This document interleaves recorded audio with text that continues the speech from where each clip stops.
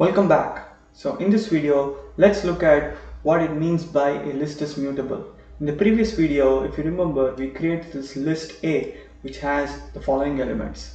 Now let's say we want to replace the string Python with Java.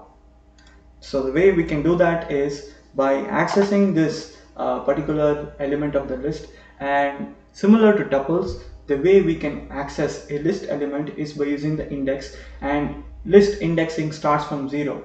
So the element 5 is indexed at position 0 or index 0, 10 is at 1, and string Python is at index 2.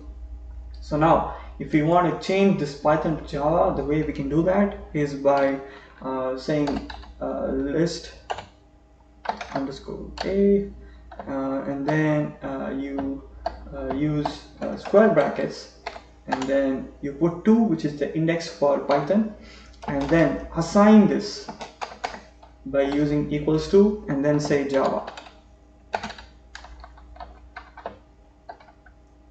And now after this, let's print out the list A again. So now you can see that list A, in the previous declaration we saw that it was the element at index 2 was Python, but then we changed the element using assignment operator to Java. So this is what it means by list is mutable.